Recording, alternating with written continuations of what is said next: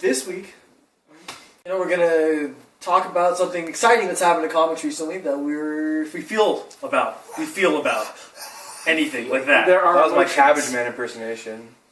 I liked it. Cabbages. Starting with? Oh, we're starting with me. I thought we were starting on that side. I was hoping we'd start on that side. Alright, so the one thing I want to talk about is the death of Wolverine happened last month. And even though that was a really big, integral thing, I felt like we've kind of gone through the weeks that we needed to grieve over the death, if you will. But this week, they released 2 new Death of Wolverine series. I believe it was Life Without Logan, which, despite the extremely presumptuous name, and wow, that's really wow, you went there. Can't spell Marvel without Logan. You can't All spell the silent Marvel. letters. Yeah. But Cuts them all out. LOGANIAMWLLD. But that series seems kind of, it's not so bad. It is dealing with individuals actually dealing with the death. It could have come out earlier, though. The other one, though, the Weapon X program, it's just overkill. It's more Wolverine-ness without having Wolverine there so that we can remember that Wolverine's not there. And it's really irritating. They need to either just leave him dead for a while, or they need to just say, no, he's too important, we're bringing him back. And even though that would suck, at least they're being honest, and they're not going to be no, he's dead. He's dead, he's gone. But everyone still feels, no, we know he's coming back in a year, if not less. Because that's a common trope. Anyone who dies is going to come back. Yeah. But it only really works if you commit to it. He's gone. Let's see what life is like without him. And then when he comes back, we can all bask in the glory of Wolverine and how important he is in the Marvel Universe. Yeah. They did with, the death of Superman. They played it up like that was the death of Superman. Everyone knew it wasn't the death of Superman. He's coming back. But he was gone for so long that's Superman's dead. When he comes back, it'll be a big triumphant thing, but he's dead. We're going to see how the universe copes without it. And that was kind of interesting. Yeah. So, Marvel, kill Superman. That is what I was getting at. Kill Superman. I agree with that. Red King? I've been reading the Constantine series, all the way start to finish, even the one-offs and everything like that. And they just came out with the Constantine TV show. And seeing the comparison, it's actually super close. The comic is spot on to the TV, and the TV show is spot on to the comic.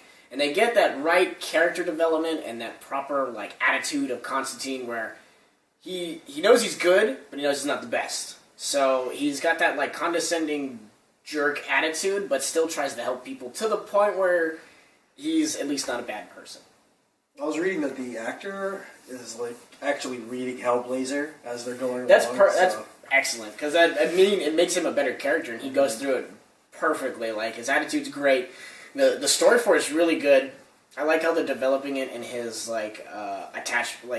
his connection to angels and demons and stuff like that, and they're giving him the motivation. It's great. I love it, and I love how DC portrayed him accurately this time around. What, you didn't like Keanu Reeves? Don't even bag on that movie. I love that movie. Those demons, man. Hey, I'm going to side with Guy on that, though. I love that. I do still love it. Oh, I love that movie so much. It's not a good movie, but I love that movie so much. But I feel like if the actor reads all of the Constantine series and tries to embody every single Hellblazer rendition of Constantine ever, it's going to get very overdone and bad. It's very possible, and then it's only I disagree. I mean, Constantine's portrayal throughout Hellblazers and Constantine series as well is pretty consistent. Really? Yeah. I wouldn't say so. I mean, it's it's always the same. It's always the same Constantine, but he's got different shadings to him. The Warren Ellis Constantine is vastly different from the current New 52 Constantine. But I digress. That's not important. What's important is that new Constantine TV show looks like a ray of hope for the stellar DC TV lineup. And that's what I'm going to talk about for me in comic book land right now is I'm really excited to see comic book TV shows killing it. I think there's a lot of great concepts in the comic book universe, both DC and Marvel, and their imprints and smaller companies too. I think there's a lot of great characters and series that would do really well on television. I'd love to watch Doctor Strange show every week. That would make me really happy. Dr. Strode. You should definitely check out The Flash. Definitely check out Constantine. You can skip shows on CW if you want to. Flash is CW. Yeah, but that's me telling them to watch Constantine, not Flash. That's right. Subtly, but thanks for pointing that out. Just watch Constantine. Just watch Constantine because it's amazing. Flash is getting better reviews, though. Well, that's because people are wrong. I watch Flash. That dude seems adorable as Flash. He seems like a really good Barry Allen. How are the special effects in Flash? They're decent. Decent? That was sci-fi special effects. That was my concern. Well, sci-fi is actually their company, or like a whole channel and everything right now is trying to return to their like glory days or whatever when they had their shows actually well done. I was reading like back when they had Stargate and whatnot. Yeah, I was saying they're trying to bring all their shows back up to that level, so they're gonna like redo their lines and like get like better writing and stuff like that. I remember when Sci-Fi Channel was like 22 hours of trimmers, like 2 hours of infomercials. That was my Sci-Fi Channel. I remember those days. Yeah. Guy. Hey, yo, guy. Hey yo, guy. You gonna keep eating your hand? You gonna talk? I was waiting for you guys to stop. That's what it tastes like. Hey, guy. Yo, guy. What's that? So what I'm going to talk about is next year apparently is going to be a great time for comic book events because Marvel has more or less revealed that all of the teasers they've been showing lately are tying into that first teaser for Secret Wars, and it's going to involve some sort of battle between these alternate universes and such, including 90s X-Men, which is the best thing ever. Yeah. And then DC has a Convergence coming up, which is going to involve a lot of the universes pre-New 52. Pre-52? 51? Pre-New 52. Pre-New 52. And it's gonna have like major characters like Blue Beetle and Donna Troy and a bunch of characters that a lot of people have been like, why don't they exist? What's happened? And it's supposed to also fill in a lot of the gaps that we have right now for what's happening in the future. Also, I want to address the Convergence. It's not, as me and many other people believed, to be a event in which 3 Brainiacs are attached by... There are no other people who thought that this is what's happening. And they just spin in space, spouting just randomness for, like, I'm guessing 5 issues. Needless to say, I would read that. that's not what's happening. It should happen. Although it is... Or it doesn't feature Brainiac, but it is another story that ties into Futures and the recent Superman Doomed arc, which shows this godlike Brainiac figure. It does tie into that. But it also kind of platforms off of the like city of Kandor, the bottled city thing. We know for a long time Brainiac has been collecting bottled cities, and so now we're finally seeing the fruition of that. His collecting universes, or cities from all these universes, finally seeing him unleash all of them to try to learn some Brainiac lesson. And I'm really excited. I think next year's going to be really fun for events. These are actual events that I'm looking forward to, as opposed to Life events? everything that... No, that Like makes a good real point. That's all I got. All the way. All the way. Oh, yes, excuse I meant to say anyways, but I got all the ways. All the ways. All the ways. And now, All the ways. and now that we've finished ranting, here we are with the answers to the weekly question from last week. Remember, it was a 2-parter. The first part being, how you doing? Question. So how are you doing? I'm doing good. Yeah. I'm still alive, so that's something. I'm on the couch with 3 of my bestest friends in the world, so I'm doing pretty good. And I've learned a bunch of man meat into my cavern, so I'm happy camera. Just for Carrie's face, it was totally worth it. No, it's just pan to the director's face. Man meat. Actually, when I was editing one of my alien videos, all I saw was this face, like... and I was like, oh, that's not good. What was I doing in this thumbnail. part? That he's is broken. the first part of the question. The Well, that's second one part. question was, out of all the heroes or comics out there, what character are you currently obsessing over? Now, it doesn't have to be like the best hero or the strongest or the most interesting out of all of them, or the one that you find most jazzerific in the groinal area. I'll say sexually attractive, although it can be. It can be. Absolutely can be. It can fit into any criterion, but what is the hero and or villain and or character that you were just currently like, this is a character that I love. I love this character. I am I want this character to be in everything. Like you're Wikipediaing everything they've ever done ever. Yeah. We started on that side last time. We'll start over here this That'd be time. nice. Give you guys enough time to think about your answers. We already thought about our answers, of course. It's not like we're doing this in one shot. Why would we do that? It's just like the other week. Mr. Hueth was very raw and passionate. And we bring that same raw passion to every episode. So we just need to collect our thoughts a little bit. And everything's good. So I'll start.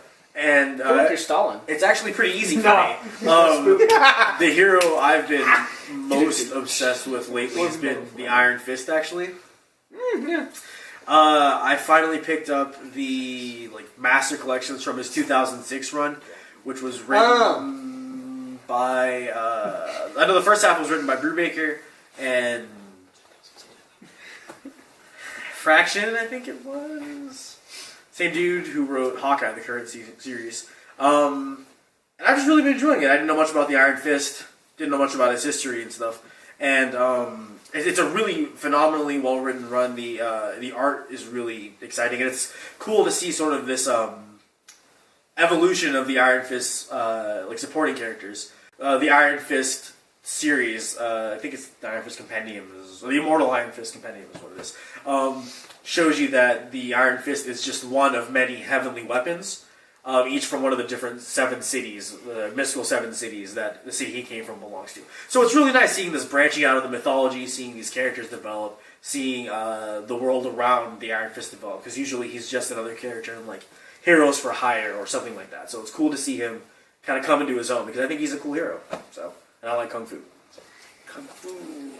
Personally, for me, the hero that's kind of caught my eye right now is the Swamp Thing. I've always kind of been interested by the Swamp Thing just because he's kind of, a different hero. He's not the glitz and glamour of some of the heroes in the limelight. And one of my favorite heroes, too, came out of the Swamp Thing series, so I'm kind of tracing him back into the Swamp Thing and starting from Alan Moore's Swamp Thing and moving forward. But yeah, so I've really been researching a lot about Swamp Thing. The current Swamp Thing run is really good too. You should check it out. I read the first issue at Guy's mandate, and I just picked up the recent issue and flipped through it. And although it seemed a little bit kind of over the top cliched, it was still really enjoyable. I mean, I would give it a solid 8 out of 10. And I don't even know what's going on, but I enjoyed reading it. So, Swamp Thing for me. You see, the problem for me is there's quite a few in my head, and it's none of them are actually heroes or mainly villains, because I get tired of the heroes very quickly. Well, I know, It can be a character. I know, but again, I still have quite a few in my brain. But the biggest one I actually probably feel is the most interesting to me, and actually catches my attention more regularly, is actually Moon Knight. Seeing his development now and reading through his character, he's just rad. Everything about his character is so cool because he's he was literally the supernatural Batman. I don't even know how to explain it. Warren Ellis is currently writing. Just finished writing. Because it just ended. And it's really good. Phenomenal. I mean, my favorite scene that I will always remember about Moon Knight is he's just discovered a girl has been kidnapped on her way home, and as the spirit of travelers and protecting travelers, his one solid duty is to go find this girl, and he ends up traveling 6 flights.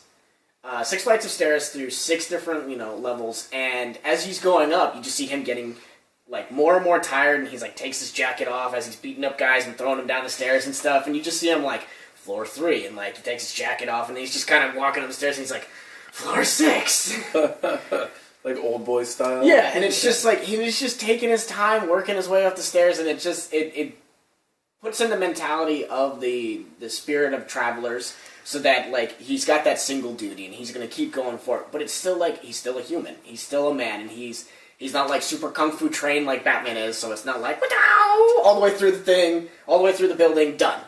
It's got that more human element to it that kind of grounds the series a bit more, which kind of makes it more interesting to me and to see the character develop that way. So, Moon Knight is my big deal right now. I gotta agree with that because I really like that Warren Ellis didn't ignore his supernatural roots because that was something that is actually a more recent development of his character. Before people just assumed he was like schizophrenic or whatever it was, or he had multiple personalities. That's what it was. And then I know one of the other lines.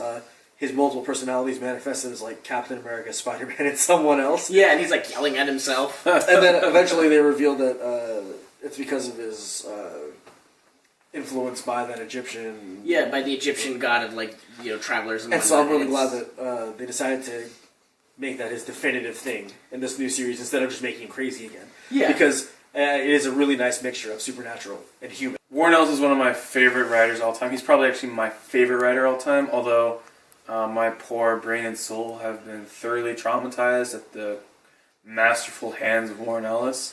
If you want to know what I'm talking about, read Scars.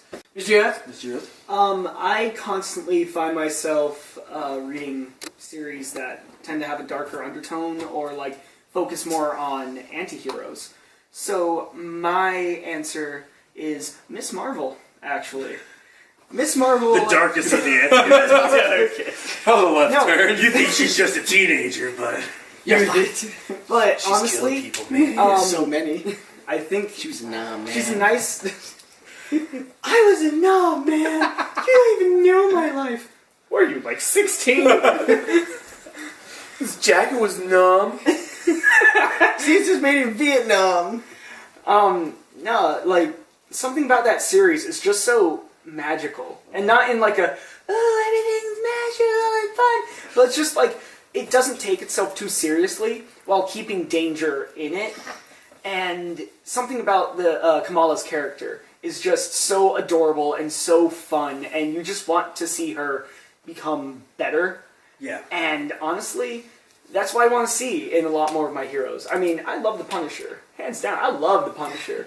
But he's never going to get better. It's going to be the Punisher. If he's not the Punisher and he gets to be happier, I'm not going to read it anymore. Come on. But I definitely agree because like I think Miss Marvel is sort of an oddity for anything that's on the shelves right now, and then it feels really honest. Like Miss Marvel and even Storm, I would say, is treading into that territory where it's much more realistic. I think the very few series out there right now, I think Gotham Academy is kind of bringing that forward too, like more honest portrayals of characters.